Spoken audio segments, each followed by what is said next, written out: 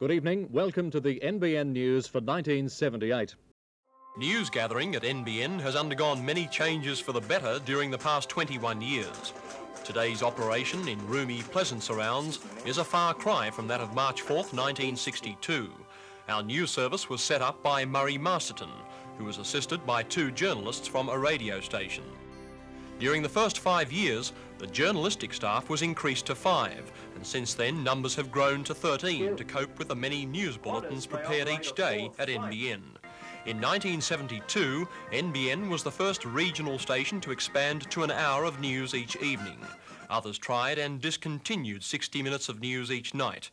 Satellites began beaming world stories to NBN, taking seconds instead of days for a major story to reach our newsroom from London or New York. To meet these increasing number of deadlines, our crews had to be more mobile. We dashed to local happenings in vehicles equipped with two-way radio, and now in our own helicopter. VJ2BV News to Chopper 3, over. In 1989, a deadly earthquake focused world attention on Newcastle. Terrible. Oh.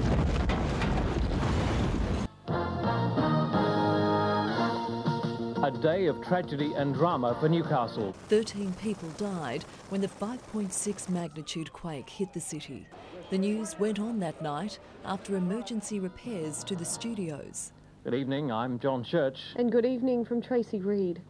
The quake, registering 5.6 on the Richter scale, hit the city and surrounding suburbs at 10:30 this morning.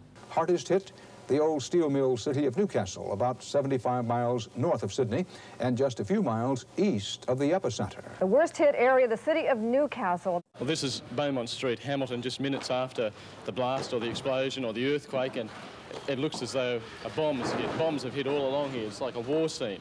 People are standing around just dazed. There has been some loss of life, it appears, and buildings all up and down the street have just collapsed into the roadway. But it was the September 11 attacks in 2001 that stunned the world. We better get out of the way! Utter devastation. Good evening from Ray Deneen. And good evening from Melinda Smith. Well, welcome to this special edition of NBN News as the world tries to come to terms with the almost unbelievable events of the past 19 hours. I saw the plane hit the building. Holidaymakers were targeted in the Bali bombings in 2002 and 2005. 3 Newcastle people were killed.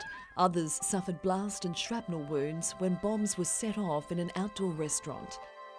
We're never really that far removed from world events. In 1999, Singleton became a safe haven for 700 Kosovar refugees, escaping their war-torn country. And Chinese asylum seekers landed on a beach north of Port Macquarie. It was a sight Scots Head locals just couldn't believe, a 30-metre rusting hulk high and dry on their quiet beach. It's believed it ran aground around 2 a.m. Locals say at first light this stretch of beach was strewn with old clothes and bags, indicating that the refugees changed before leaving the beach and heading into the sand dunes. Tracks they'd made through the sand dunes revealed more clothes and bags. Police were alert about 6 o'clock when numbers of refugees were located on Scots Head Road. The first of the boat people were rounded up within an hour. Others were found, all of them extremely well dressed and not trying to elude police, up to 7 kilometres away. Up in the back of the bushes, up in halfway along Grassy Head. Many more to come?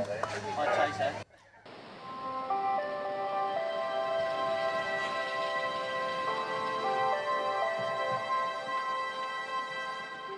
Japanese exchange students were billeted here after the 2011 tsunami and Fukushima nuclear fallout fears. These 25 Japanese students are taking part in classes at Hunter Christian School as part of a 50-strong contingent visiting the Hunter on a 12-day exchange. The school's aiming to maintain normality as best it can. Sometimes it seems communities are united by adversity.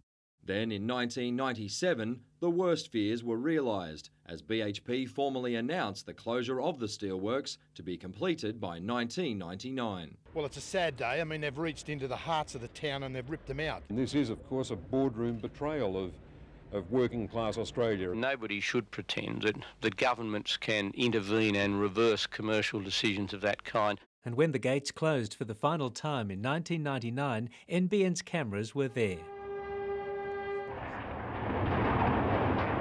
The demolition of the BHP site began shortly after the last whistle.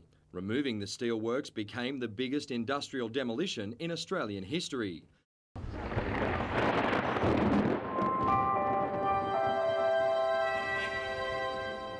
In summer, there are the desperate battles with bushfires.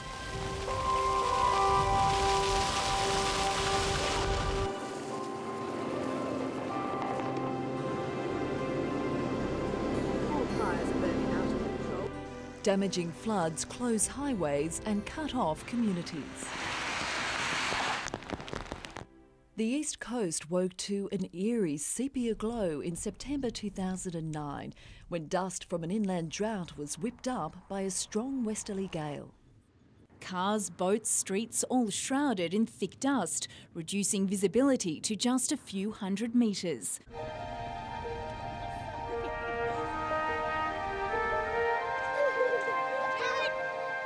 Sometimes the clouds have a silver lining, bringing the first magical dustings of snow along the Great Dividing Range.